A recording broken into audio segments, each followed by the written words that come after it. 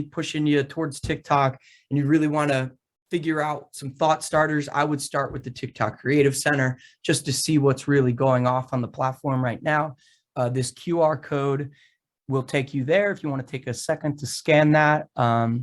Allison, if you want to drop the URL in the chat just in case anybody's having problem with the QR code. Thank you, Allison.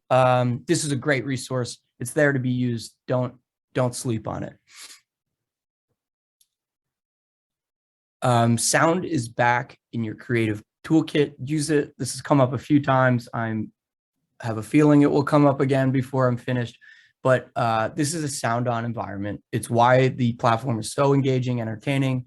It sets us apart from social media platforms. It really helps us lean into being that entertainment platform. I know there are questions about licensing that come with sounds. Of course, those are important questions. I want to call out that we do have a CapU course coming up all about trending sounds and licensing. I would really urge you guys to join that one, participate in that one, because we're going to have some fantastic subject matter experts on that one who will be more prepared to answer all your questions. But in thinking of your ideas, you got to think of sound. We have some quick stats here. 62% of TikTokers are more curious to learn about a brand if the brand features a song they like in their content. 58% of TikTokers are more likely to talk about a brand if they feature a song they like in their content. 68% say they remember the brand better if they feature a song they like. And 58% say they feel a strong connection to the brand. So huge levels of meaningful engagement comes through using the kind of music that TikTokers love. We have a great example for you here. It's from PacSun. Something I love to call out about this piece of content is it's quick. It's 15 seconds long. It's fairly simple. It seems as if PacSun just asked one of their associates while on a shift to have fun making some TikToks, and that's exactly what they did. And they licensed a track from Doechii that was doing super well on the platform. They sort of adopted the trend that was attached to that track to work in a way that showed off their denim styles. And our community responded in a really, really beautiful way. So let's take a quick look at this content. Doechii, why don't you introduce yourself to the class? Okay? Hi, my name's Doechii with 2 eyes. I feel anxious when I'm... Love that example. Again, it's just the process of licensing that track, figuring out what trend is attached to that track, and figuring out how your brand can make that trend their own. This is a perfect example of that from PacSun. Moving on. Okay, once again, co-creation. So stop and ask yourself, how is this idea inspiring co-creation? So 2 things I would urge for co-creation: low barriers to entry and a clear call to action. We have an example from John Mayer here, actually, who's not necessarily a brand, but did a great job using co-creation to promote his most recent album that I think brands could really learn from. So in the video on the left here, you'll see that he removed all the guitar solos from his songs and left that gap open, and then used a super and said, hey, grab your instruments and lean in on our songs. This was awesomely accepted by our community of musicians, where people grabbed their guitars and they had the opportunity to perform alongside John Mayer. So we can watch these videos real quick, and then I'll talk a little bit more about what this can mean for your brand. Oh, baby, the wild blue. I found myself when I lost you. I found myself when I lost you.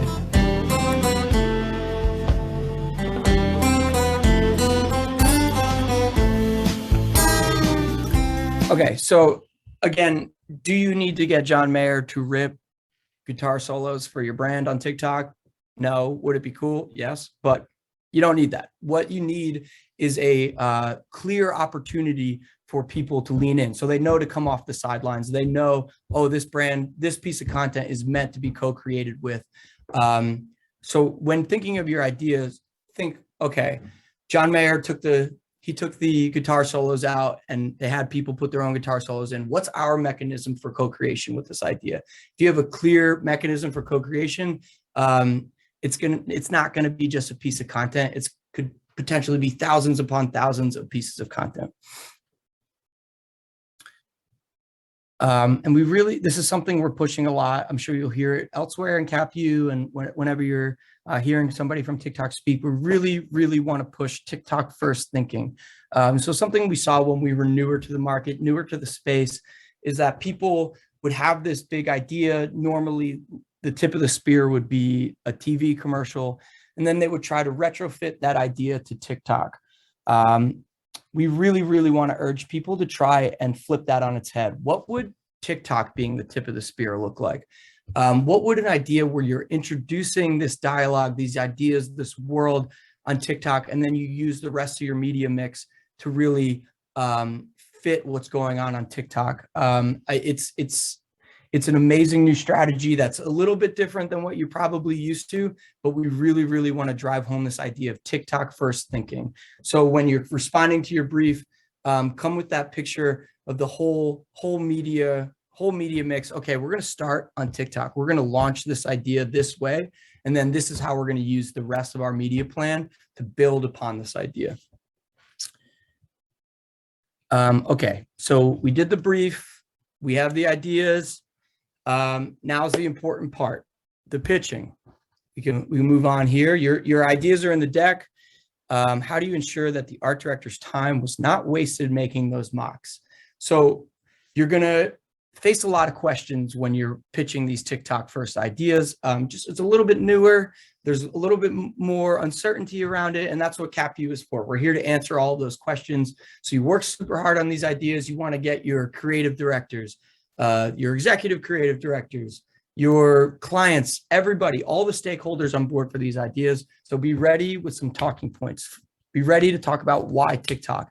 First is a whole new level of brand engagement is possible on TikTok. TikTok is consistently more engaging compared to other leading platforms. You can tell your people who are asking these questions that this is where we're going to get the highest level of engagement through authentic entertainment. For every minute, brand engagement reached the point of translating to a memory an average of 10 times. That's for every minute spent on TikTok. TikTok as a primer to TV resulted in 2 times more of the TV ad being encoded to memory compared to a TV ad without TikTok as a primer. So that stat does a really good job of showing how TikTok boosts the effectiveness of the entire video strategy. TikTok in-feed ads reach detail memory 23% better than TV ads, 13% better than digital video, and top view ads reach detail memory 40% better than TV ads and 29% better than TV video, digital video. So why TikTok? A whole new level of engagement is possible here. Another great talking point when selling these ideas through is the undeniable fact that TikTok is fueling culture and has been for quite some time now. I'm pretty sure all of us probably have an anecdote of being out in the world and saying, oh, I saw that on TikTok, or, oh, I heard that on TikTok. That's a universal truth at this point. So brands want to be at the genesis of culture. TikTok is a portal to that place. So some stats here, and then we'll talk about some examples. 71% of people agree that the biggest trends start on TikTok. 70% of TikTokers believe that TikTok communities have the power to create change in culture.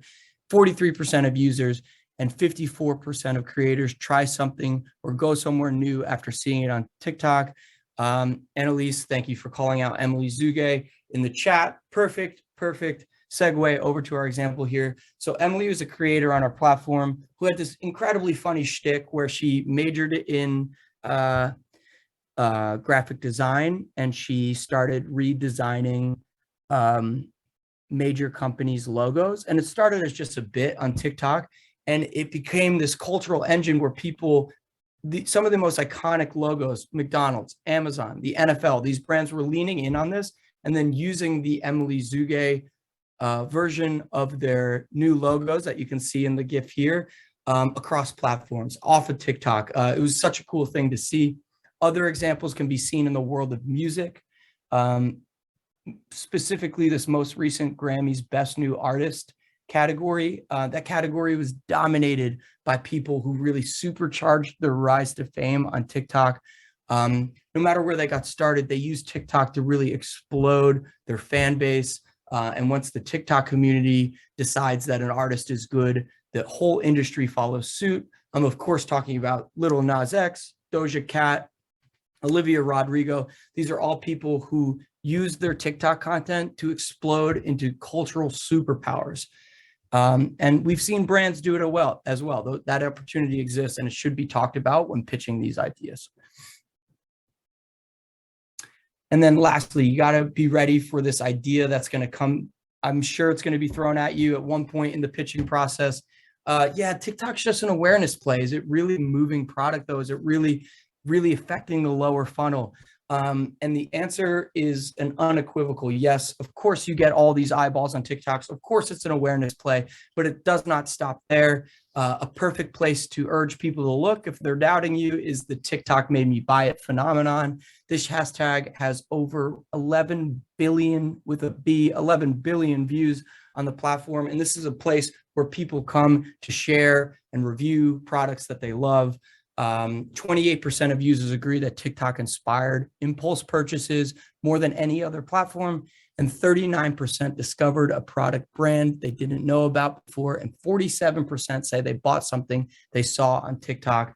And it happens with seemingly innocuous products. So there was this recipe, I'm sure you guys remember this, for pasta that involved feta cheese.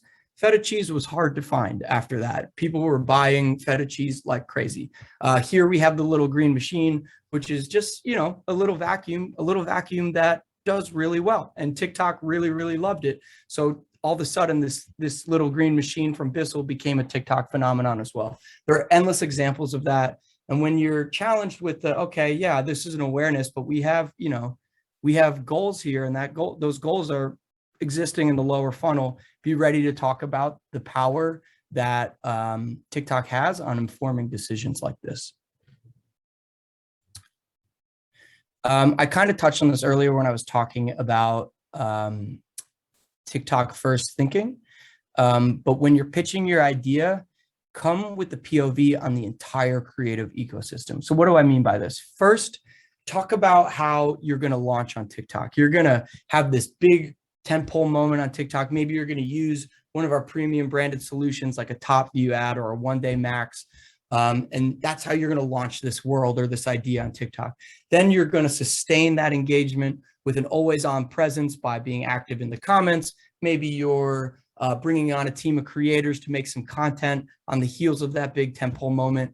And then you're going to use the rest of your media mix in the following ways. Just fully flesh out the way this is going to live, so the stakeholders can really wrap their head around the whole scope of this project. So explain how this idea can engage and inspire collaboration amongst the entire team, from the media agency to the creatives and beyond. Use both paid and organic to maximize effectiveness. So I've just found that when you're able to speak to the whole campaign, top to bottom, this is how we're going to lead with TikTok. This is how we're going to follow up on social platforms. This is the TV play. The idea just seems way more baked out, way more enticing. So really, really think about that and be ready to speak about it. And then there are 3 C's that I really think it's important to think, 3 C's that I really think it's important to talk about when pitching these ideas to the stakeholders, the decision makers. You're going to want to talk about community. You're going to want to talk about creators, and you're going to want to talk about co-creation. You're going to want to stress the fact that there are communities that organically formed. They're already there. They're vibrant. They're creative. They're inclusive. And there is ways that our brand can lean in on these communities that are already having these vibrant conversations. You can step in as an additive community member, drive home. Creators are forming these communities. So by partnering with creators, they can be our ambassadors to an authentic entrance to these TikTok community talks. And then co-creation. Talk about how co-creation is only possible on TikTok. It's the vehicle that takes a little chirping frog and makes him a musical star overnight. Talk about how co-creation is clearly defined in your idea and what that means for spreading like wildfire on the platform. And lastly, a question that people love to ask: how are we going to know that this idea was successful on TikTok? Of course, there could be, a marketing science element to this. I'm sure we could do some brand lift studies, but for the purposes of selling this idea through, keep it very, very simple. Talk about co-creation again. Are people willingly leaning in on this idea? Where else are people coming off the sidelines to creatively interact with the brand? So you can look at the videos created against your sound or your idea. And then, is there on-platform conversation happening?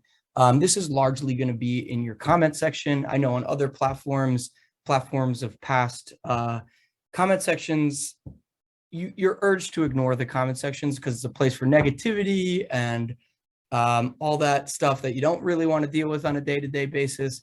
That is no longer on TikTok. The comment section on TikTok is fantastic. I don't know if you guys spend time in the comments like I do, but oftentimes the comment section is even more entertaining than the content itself. So look in your comment section, see what kind of way people are leaning in, and interact with people that way. So how are we going to know this is successful? Are people leaning in on the creativity? Are people leaning in on the conversation? And that's that.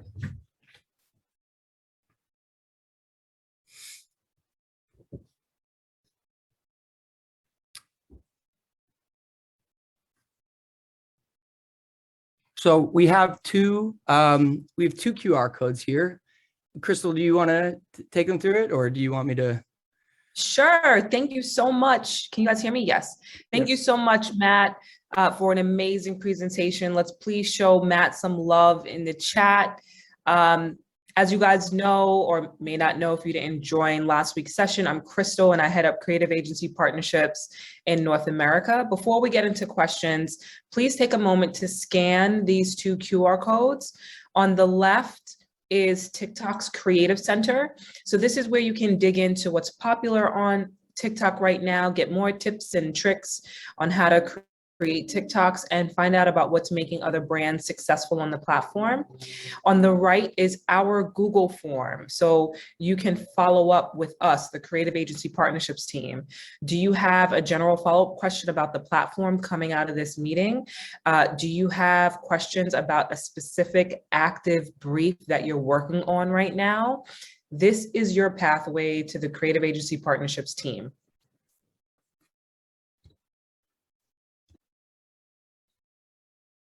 I think Allison dropped the QR codes. If you want to do that one more time, Allison, there we go.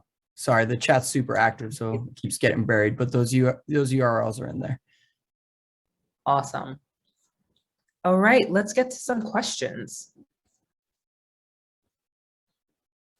We have a lot of good questions in the chat today. Okay, so one of the main questions we get all the time is, will you have access to this content? And yes, you will. At the end of this first semester of courses, you will receive information on how to view this content on demand. So thank you so much for your interest in seeing this content again. Stephanie, in the chat earlier, about 20 minutes ago, you had a really interesting question, and some people were plus wanting that. As positive as the sentiment of additive instead of disruptive is, at the end of the day, TikTok is social media and needs to be thought of critically. Are we adding value to the world in general, or are we adding value to TikTok as a platform company? How is this value being defined here? And so Stephanie, I just want to be clear, TikTok is not a social media company. Social media is based on the social graph. How everyone experiences social media is based on who you follow and who follows you. Whereas on TikTok, your experience on the platform is driven by the content that you watch, like, comment on, and share. And as such, TikTok is an entertainment platform. And so the value that we bring to users as a whole is entertainment. Leanne asks, outside of mascots or influencers, how do you find the face of your brand on TikTok? Leanne, this is a great question. And guess what? You have to figure that out, right? So what is best for your brand may not be what works for Duolingo and their mascot, or the cheekiness of the Washington Post, and et cetera, et cetera. You guys listed some really great examples in the chat. The specialness about TikTok, which Matt goes through so wonderfully, is, thinking about the core principles of the platform and testing and you're learning your way through what works for you and your brand, right? Starting with community, understanding the communities that you want to be a part of and that the communities that your target audiences are part of. How do they communicate? What's their vernacular? Who are the creators in that space that are interesting that you can lean into to help you get onto the platform successfully? So unfortunately, I don't have a hard and fast black and white answer for you for that one, but I thought it was a great question to bring up, and for everyone on the call to really think about, what is your brand personality? How do you want to show up on the platform? Listen, your first post may not knock it out the park. That is okay. You got to keep on testing and learning and figuring out what works for the brand and the communities you want to engage, and that takes time. Matt, is there anything else you would want to add to that? I think you did a great job explaining that. I would agree that the key would be making TikTok smaller through community, just like you said, and then figuring out what communities align with your brand ethos and messaging, and then figuring out what creators are driving that community, and then approach those creators for partnership. We also want to call out a product that we feature for our brand and agency partners, the TikTok Creator Marketplace, where you can really, go through who the creators are, where they are, what kind of audience they have, what kind of demographics they reach. So, we do have those capabilities, but just start with that field research, find those communities that work for you, find the creators that are driving those communities, and then go from there. Amazing. Another question we have is from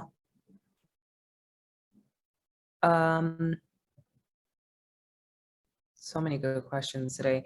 You know what, Anton, you had a really good question. Can we set university or museum TikTok account as creator type account to benefit from sounds? We like to know more about it. And so I actually don't know. Matt, do you know if nonprofit organizations get to access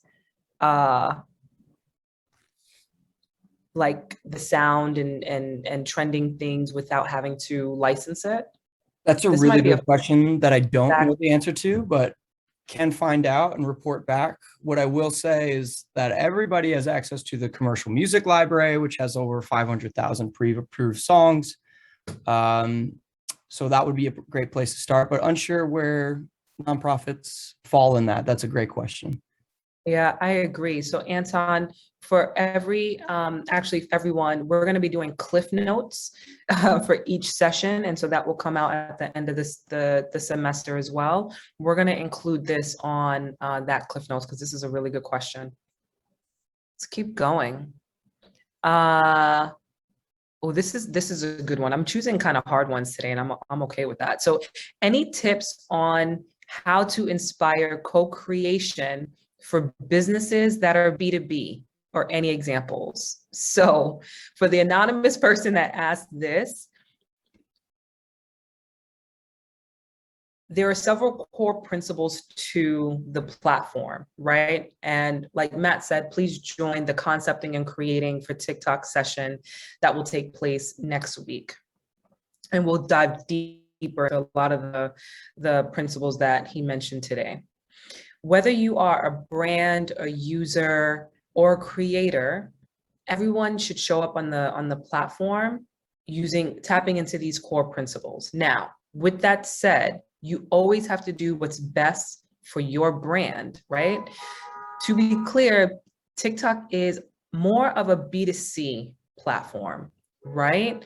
So for B2B, unless there's some strategic way that your creative team is thinking about strategically tying in co-creation for this audience, if you found this audience on the platform, you may not need to do co-creation for every single TikTok video. Does not need to be co-created assets, right? Like, it needs to be entertaining and have fun with exploring the different types of assets that allow you to storytell your business. Over 70% of TikTokers like it when brands are teaching them something. So how about you come up with ways to engage this audience and that you can teach them something, storytell your product that may not need any co-creation element to it. Again, if you're a consumer brand, finding ways to co-create is definitely one element of engaging on the platform. It's not the only way. Matt, how would you respond to that question? B2B marketing is something that's what I do here, right? So I always approach it in this way.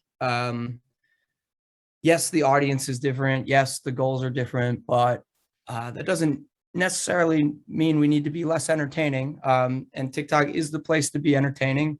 So if you really, really want to inspire co-creation, just like Crystal was saying, that's not the only way in. Other ways in would include being additive, educational, inspiring. But if you want to go the co-creation route, I would just approach it just the same way. Sorry to bring them up again, the same way John Mayer did, with just a low barrier to entry and a clear call to action. So make it something that people know that there's a door open to co-create with, and people understand what the ask is.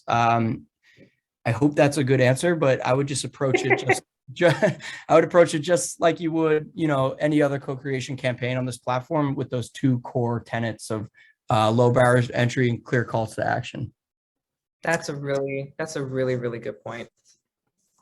Right, the co-creation assets that we see on the platform that are great are the ones that are the most accessible, right?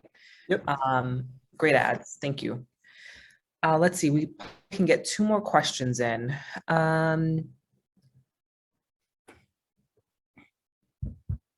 Okay, this one I can't go into deep given the time.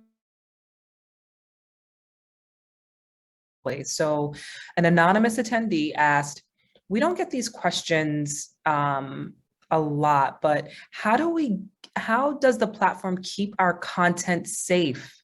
How is our content being prevented from being duetted negatively in non-brand safe ways? And so this is something, brand safety is something that we take incredibly seriously at the organization. Whoever asked this question, I'm going to direct you to the TikTok for Business blog. Just Google it and search brand safety, and all the information that you could ever need and want to support any questions that you're receiving from a client is there. But we do have technology that automatically looks at content before it's published. So you'll always notice, even when you're putting up as a user, when you're publishing your own content, it takes a second for it to actually publish. That's because our own systems are going through a brand safety check. And then we also have a team of humans that are also doing brand safety checks on all content. And then users are also able to self-select and choose content and report content that may be inappropriate. Matt, is there anything else you would like to add to that? Other than the fact that on a day-to-day basis, I'm consistently blown away by the work that our trust and safety team does to keep brands and their content and their audiences safe. I will say that outside of that two-pronged approach of, the machine learning that's looking after it, the human element that's looking after it, there are very simple functions on the content that, like, if God forbid a comment section starts to go off the rails a little bit, you can turn off comments. If people are duetting with a piece of content in a way that is unfavorable, you can shut off duets on the piece of content. So there are those emergency ripcords, God forbid, if you ever needed them, that are attached to every piece of content you put. You can simply shut those things down. But outside of that, we have an amazing team on that around the clock, both the machine learning, looking after it, and a human element. And that team just consistently does an amazing job. So Yeah, we're definitely leaders in the space. And let's end on this last question that I absolutely love. And someone actually answered it in the chat, but it's worthy for us to bring up. So Anton asks, hey guys, how do you sell TikTok ads as a sales generator to the baby boomer decision maker, owner, marketing director when they think it's all about dances and kids? And so shout out to Chandra, who responded in the chat and said, always show boomers numbers, they trust them. And so I agree with Sandra. So Anton, you have to support everything that you do with as much data as you can, especially for people who are not as creatively leaning, but rely on data upon data upon data in order to make certain decisions, especially when it comes to creative to invest in.